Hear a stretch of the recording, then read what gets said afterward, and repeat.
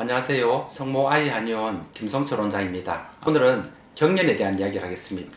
26년 동안 뇌전증을 비롯한 발달장애, 틱장애를 주로 치료해왔고, 오늘은 경련을 말씀드릴 건데, 우리가 경련을 하면은 많이 당황을 하잖아요.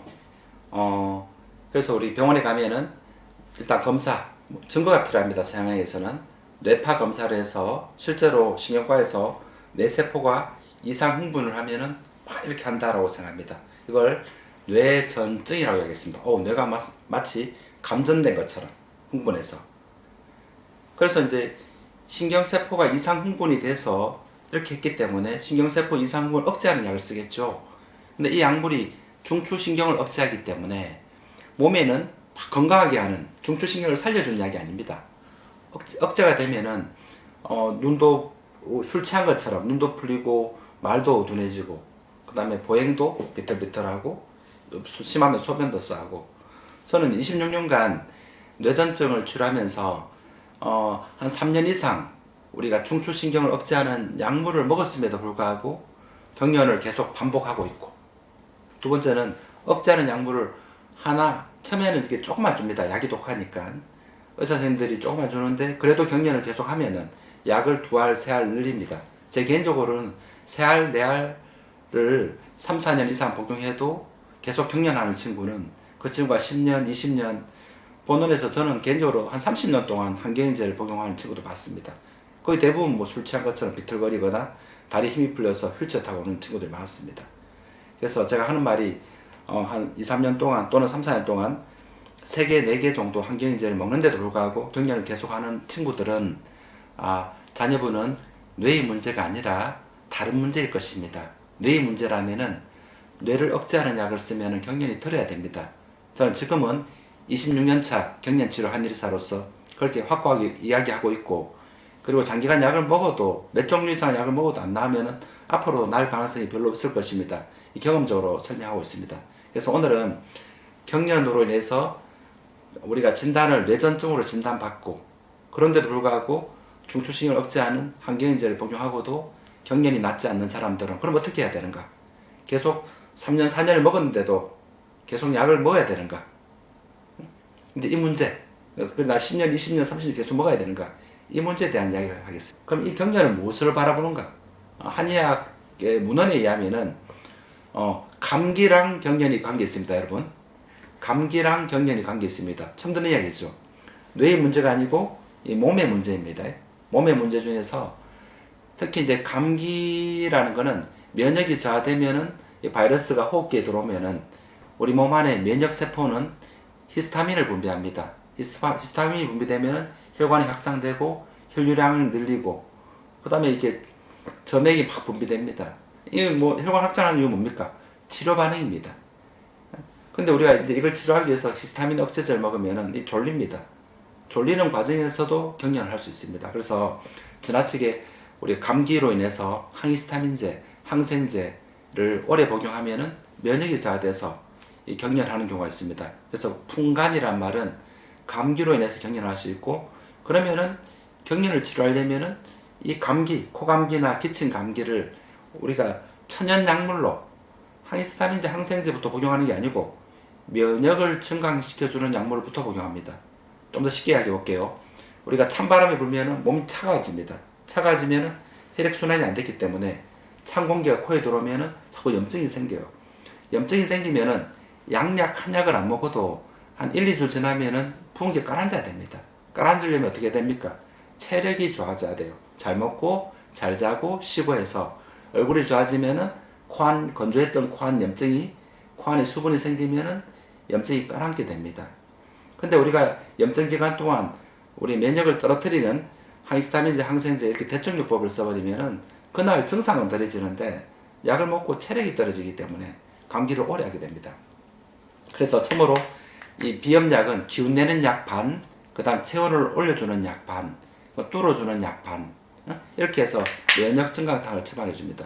이 약을 먹고 실제로 기운이 난다면은 코안 부은 게 2주 갔는데 처음으로 하이스타민제 항생제 안 먹고 1주 만에 나았습니다. 뭐 이렇게 제일 많이 표현합니다. 근데 이 약이 검은 약은 영유아들이 먹지 못합니다. 그 1세 이하 영유아들도 복용할 수 있게끔 약을 끓이면 그 수증기를 받습니다. 검은 국물을 먹는 게 아니고 이게 증류한약입니다. 이것도 향이 강해서 잘 못 먹어요.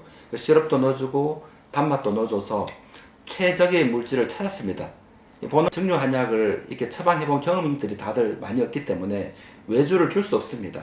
그래서 본원은 직접 증류한약을 운영하고 있고 한 20대 정도의 증류약탕기가 있습니다. 그리고 15년 이상 근무했던 직원이 실제로 증류탕전을 하고 있습니다. 그래서 영유아들도 먹을 수 있는 무독, 독이 없는 맑고 투명한 증류한약을 아이들이 코 막힐 때, 코 감길 때 여러 번 먹으면은 코 안 부은 게 기운이 나기 때문에 코 안 부은 염증이 빨리 낫게 됩니다. 이렇게 낫게 되면은 체력이, 전에는 염증이 있을 때 2주 동안 항히스타민제, 항생제 먹으면 어떻게 돼요? 약 먹고 나면 얼굴도 혈색도 나빠지고 피곤해지고 소화도 안 되고 하는데, 반대로 2주 동안 기운 내는 약을 먹으니까 혈색이 좋아지고 밥도 잘 먹고 이렇게 됩니다. 그러니까 염증이 있을 때마다 체력이 좋아지는 약을 먹고 낫기 때문에 염증이 생기는 빈도가 확연하게 줍니다. 그래서 풍간이란 말은, 경련의 원인은 면역력이 저하돼서 우리 이런 염증으로도 발생될 수 있다. 그래서 감기랑 경련은 관계 있습니다. 그 다음에 감기 약물로 인해서 또 경련 올 수 있고, 그 다음에 독감으로 인해서 타미플루란 주사를 맞고 경련하거나 또 독감 주사를 맞고 경련하는 경우도 있습니다. 그래서 외부에 어떤 물질이 들어왔을 때 우리 몸이 이 물질을 못 이겨내면은 우리 몸이 열도 내고 경련도 할 수 있습니다. 그래서 경련이 하는 친구들은 가능하면은 주사 맞는 부분을 좀 신중히 하라 합니다. 그래서 본원에 내원하면 거의 대부분 예방접종을 저는 개인적으로 잘 못하게 하고 어떤 면역 약물로 독감이나 비염을 거의 잘 치료할 수 있기 때문에 그렇게 말하고 있습니다. 그래서 우리가 경련과 뇌전증은 별개 질환인데, 저는 26년간 경험을 통해서 경련을 치료하려면은 면역이 증강돼야 되고, 면역이 증강되면은 피가 돌기 때문에 경련이 덜하게 됩니다.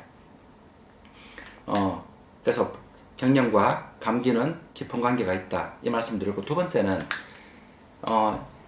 뇌의 원인이 아닌 감기랑 관계 있고, 두 번째는 식간이라 해서, 식은 먹는 겁니다. 음식을 먹고 체하면은 팔다리로 피가 안 갑니다. 얼굴로도 피가 안 가고, 이게 식간입니다. 체해도 경련합니다. 경련을 하면은 뭘 먹었는지, 과식한 게 있는지, 특히 아이들 키워보면은 머리가 막 뜨거워지는 경우가 많습니다. 그럼 부모님 당하잖아요. 무조건 해열 아세트아미노펜 같은, 이부프로펜 같은 해열 진통제를 쓰는데 그건 치료는 아니잖아요. 증상을 완화하는데, 많은 아이들이 소화불량으로 열이 많이 납니다. 특히 열감기를 계속 달고 있고 또 열성경련을 하는 애들이 많습니다. 열성경련은 어릴 때는 열이 날 때만 경련을 하다가 열성경련을 했던 아이들이 8세, 9세, 10세 되면은 나중에 열이 없이도 경련하게 됩니다. 그런 아이들은 제 26년간 경험에 의하면은 열성경련은 치료가 굉장히 쉬운 질환 중에 하나입니다. 열성경련이 근본 치료되려면 열감기가 근본 치료돼야 되고, 열감기가 근본 치료되려면은 열이 날 때 해열진통제, 항생제 이 조합은 두 번째 선택을 하고, 먼저 소화불량으로 열이 나는 경우가 많기 때문에 소화하는 약을 줘줍니다. 소화하는 약을 여러 번 복용하고 처음으로 3, 4일 만에 열이 떨어지면은, 또는 원장님 이번 열은 예전 같으면 매번 입원했는데 이번에는 한 번만 해열진통제를 먹었다든지, 이번엔 처음으로 한 번도 안 먹었다든지, 이런 이야기를 다 합니다. 그래서 소화하는 약을 먹고, 또 열이 너무 많이 뇌로 가면은 경련할 수 있기 때문에 그걸 막아주는 약이 이제 우황청심환 아시죠? 애기들은 우황포룡환을 먹습니다. 우황포룡환 먹으면은 애기들은 대사율이 높아서 평소에도 심장이 빨리 뜁니다. 열이 나면 어떻게 되겠습니까? 더 빨리 뜁니다. 이 열로 인해서 경련하기 때문에 우리가 이 심장을 안정시켜주는 물질이 우황포룡환입니다. 우황포룡환과 우리 성모 아기 한의원에서는 체열방이라는, 열이 나는 거는 체에서 열 나는 게 많기 때문에 소화제를 먼저 복용하고, 너무너무 힘들어하면은 해열진통제를 보조적으로 복용을 시킵니다. 이렇게 해서 처음으로 우리 해열진통제는 항생제 없이 우리 소화불량으로 인한 열이 한방 소화제를 복용하고 열이 떨어지면은 면역이 생겨서 열감기에서 벗어나게 됩니다. 거의 대부분 열감기에서 벗어나게 되고 또 열성경련에서 벗어나게 됩니다.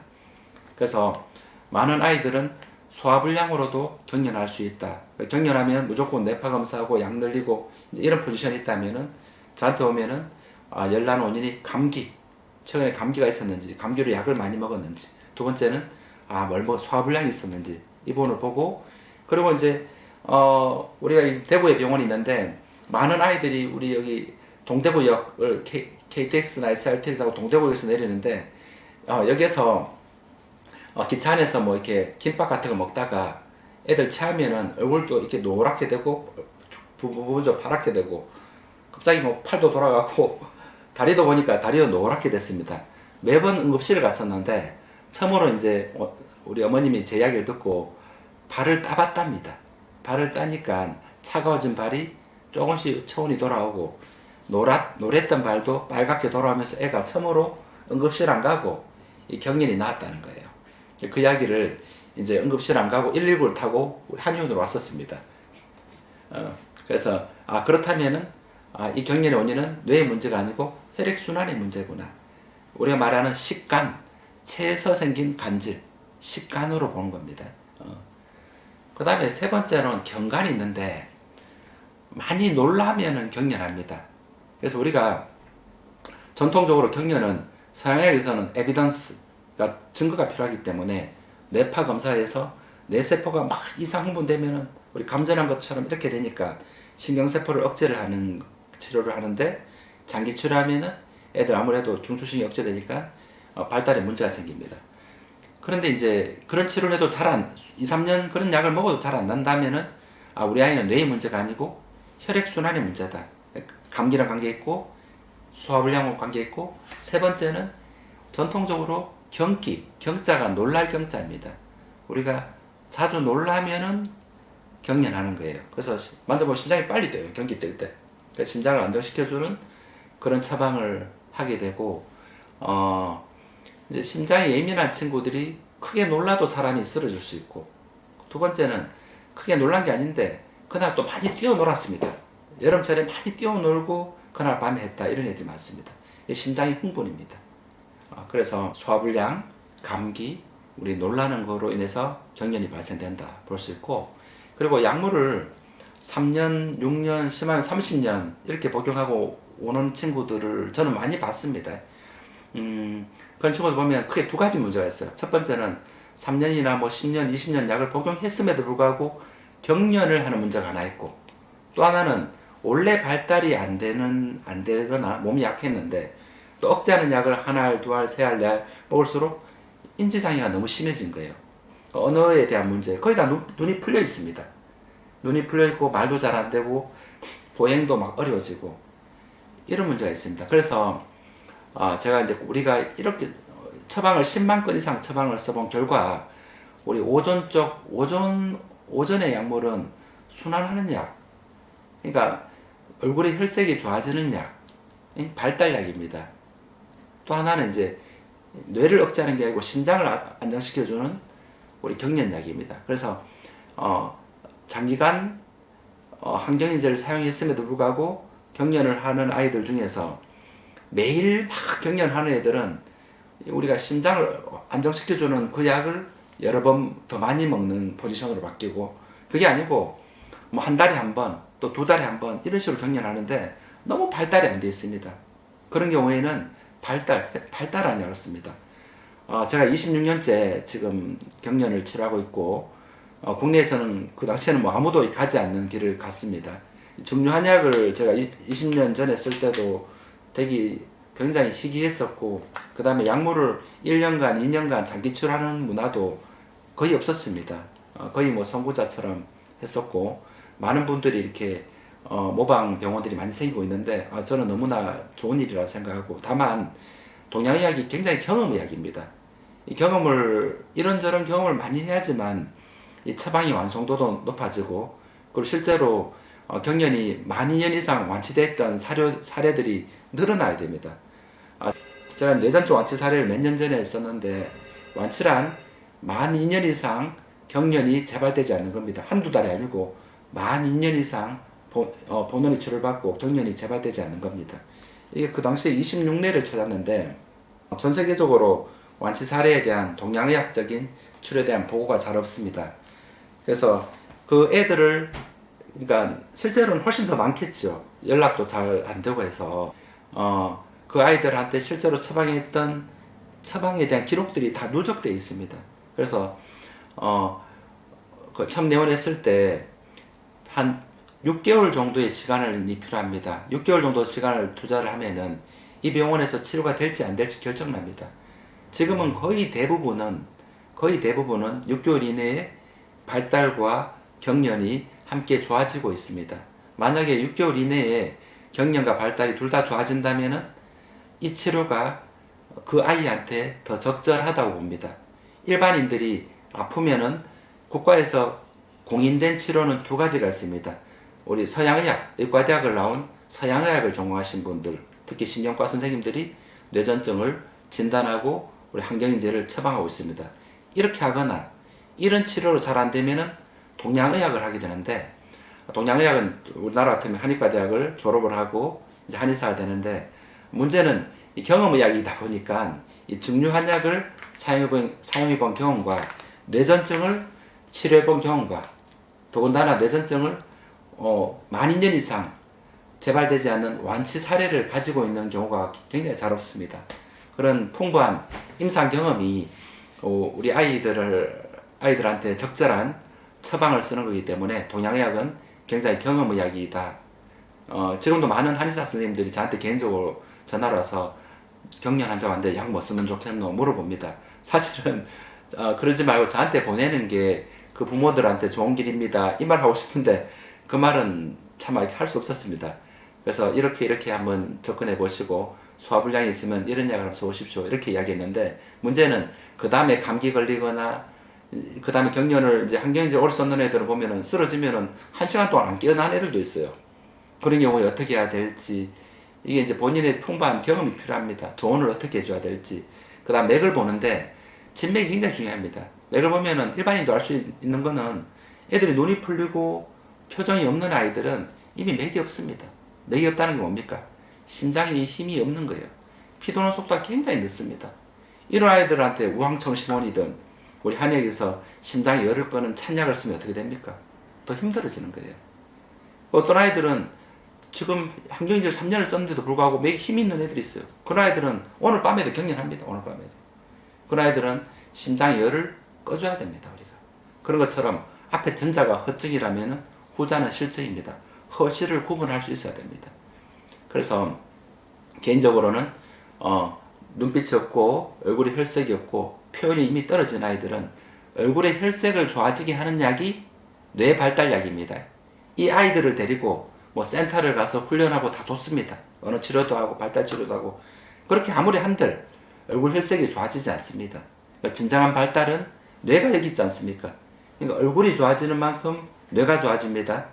많은 알츠하이머 환자들 보면 얼굴이 쪼글쪼글해요. 핏기가 없습니다. 눈빛도 없고. 그러면 뇌도 쪼글쪼글하게 위축되어 있습니다. 그러니까 얼굴이 좋아지는 약이 치매약, 알츠하이머 약이고, 많은 아이들이 다운 증후군 발달장애 아이들 보면은 얼굴에 핏기가 없고 눈빛이 없고 입이 벌어지고 있습니다. 그러니까 그 아이들한테, 또는 항경인제를 오래 먹은 애들 보면 눈빛도 없고 표정도 없고 얼굴 혈색이 없습니다. 그 아이들한테 뭘 먹여서 얼굴이 좋아질 수 있는 약이 발달약입니다.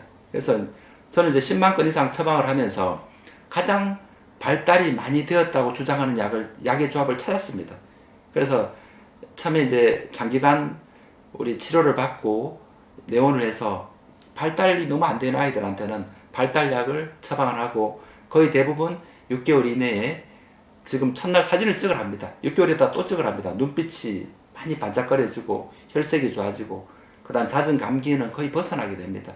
만약에 그렇게 된다면은 서양의학적 몇 년 동안 치료했던 게 A라면은 저희 한의원에서 왔는 치료가 B라면은 3년 뭐 10년 동안 서양의학 치료 받은 A와 6개월 치료했던 B를 비교해 보랍니다. A가 이 아이들한테 더 효과적이었는지 B가 더 효과적이었는지, 만약에 B 치료를 받고 경련도 줄고 인지 발달이 좋아졌다면은 A는 줄여나가고 B는 늘려나가라고 합니다. 이렇게 해서 점진적으로 약을 줄여나가고, 아무래도 항경인제가 중추신경을 억제하는 마약류다 보니까 끊으면은 금단 증상이 오는 경우도 있고 안 오는 경우도 있습니다. 그래서 많은 어머님들이 항경제를 끊어가고 싶어 했는데 금단 증상이 나타난 경우가 있었기 때문에 어머님들 요구 때문에 우리가 알약을 많이 개발하게 됐습니다.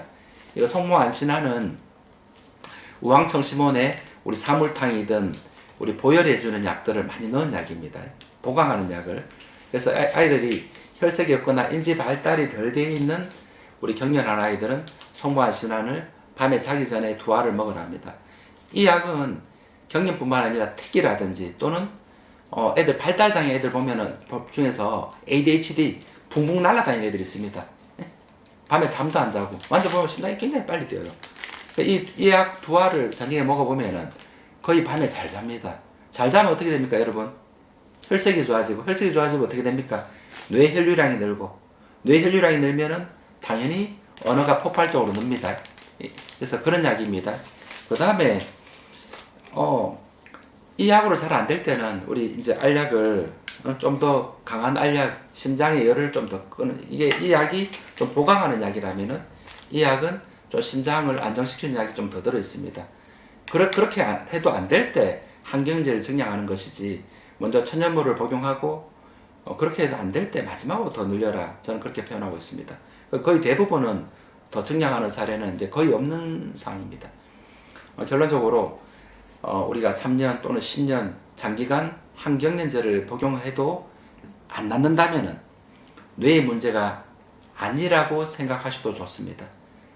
어떤 문제, 몸의 문제, 어떤 면역의 문제, 혈액순환의 문제, 이게 감전돼서 신경세포 이상 흥분으로 한 게 아니고 혈액순환이 안 돼서 차가워지고 뻣뻣해지고 우리 몸은 혈액순환을 시도하는 거고, 그래서 뇌의 문제면 방치해야 되는데 순환의 문제라면은 주물러 줘야 되고 찔러서 피를 내서 피를 돌려줘야 되고 얼굴이 파랗게 되고.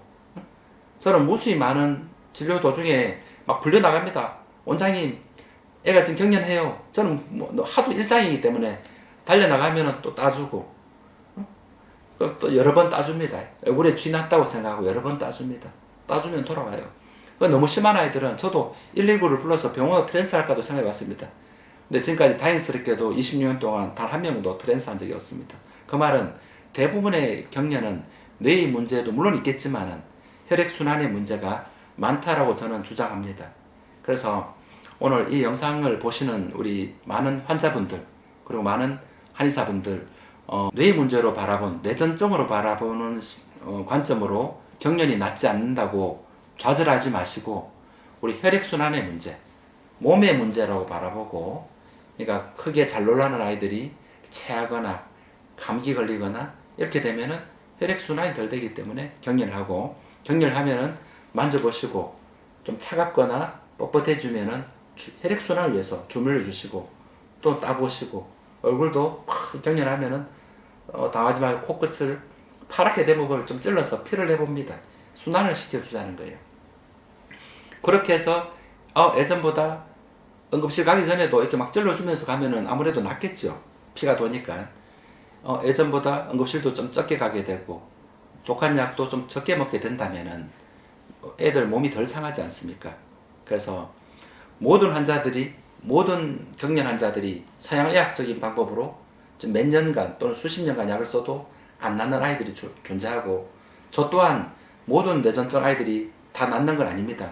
다만 저는 개인적으로 아이들이 감기를 자주 하거나 좀 자주 체하거나 잘 놀라거나 이런 아이들이 몸이 약해서 혈액순환이 안 돼서 경련이 생겼다고 보는 관점을 먼저 해야 된다고 저는 주장합니다.